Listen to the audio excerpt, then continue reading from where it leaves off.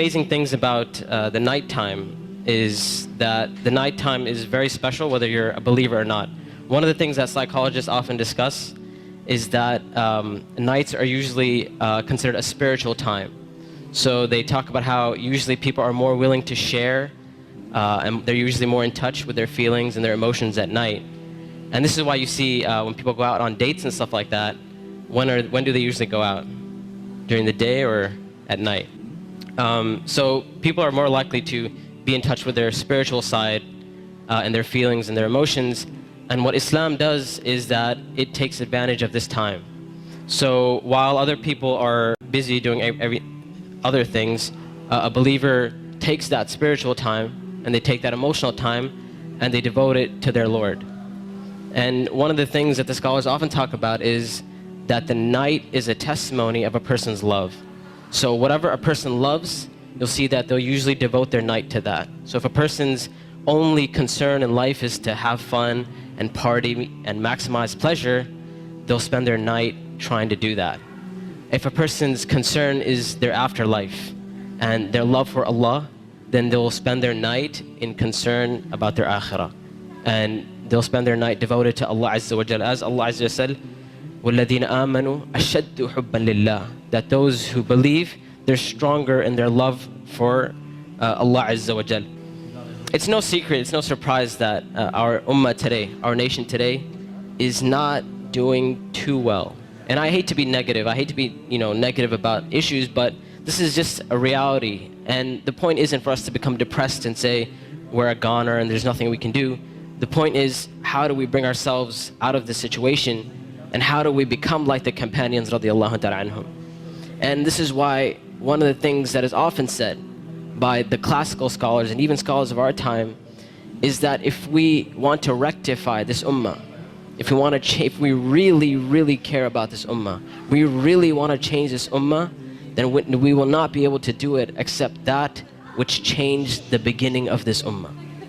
Meaning, if we really care, we really want the ummah to progress. Now, we're Muslims living in the West and we care about Muslims in America, and we really want Muslims to be in a better state, then we have to look at the sunnah of the Prophet ﷺ and how the companions did it. And it is in that we're going to find our ummah come to life. And the thing about the companions, like I mentioned, is that what they had and what is missing from our time is that attribute of going above and beyond the bare minimum. Ibn Abbas radiallahu ta'ala anhuma, he says about the companions, he said, I did not see a single companion. He said, I did not see a single companion except that they would take something from the night. Meaning they would pray some type of qiyam al-layl. And one of the most oft questions I get from young people is, you know what, my iman is just not doing too well. Like, I have a dip in my iman and I just don't feel it anymore.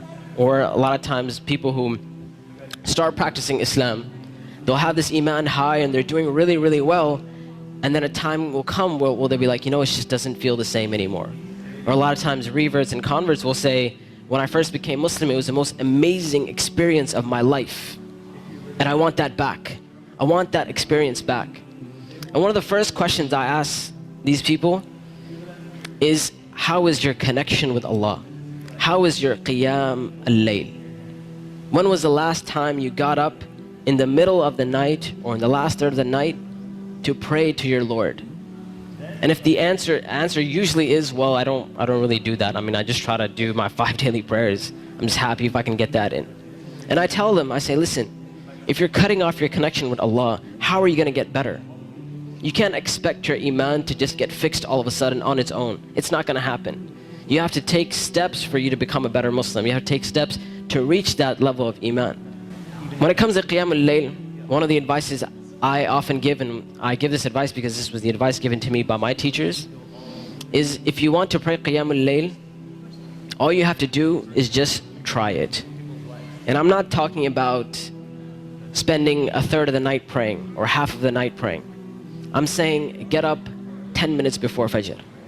Just 10 minutes before Fajr. And we know the Prophet ﷺ told us that it is the last third of the night where Allah Azza wa Jal comes down to the lowest parts of the heaven and He asks, He He says, which one of my servants is seeking my forgiveness that I may forgive them? And which one of my servants is seeking my mercy that I may be merciful for them?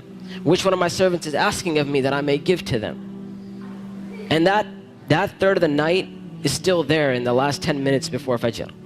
So all I'm saying is wake up 10 minutes before Fajr. Not an hour, not 2 hours before Fajr, 10 minutes before Fajr. And try and pray Qiyamul Layl and experience this amazing spiritual nature that Allah Azza wa Jal has given us, this blessing that Allah Azza wa Jal has given us. And when you get up in the night, number one, you'll see your heart transform. You'll feel your heart unlike you've ever felt it before. And I know a lot of us, and this is a problem which is very, very common, where we look at Islam and all we see is a bunch of things we have to do. And we're missing that spiritual side of Islam. We're missing that connection with Allah and our Creator. And I tell you that if you're seeking that connection, then get up and pray Qiyamul Layl. You will see your heart transform. You will see this tranquility and peace that Islam is supposed to be. You know, people talk about Islam. Islam means peace and all that kind of stuff. If you really want to experience that, get up in that last third of the night. Get up for 10 minutes and you will see that peace and tranquility descend upon you.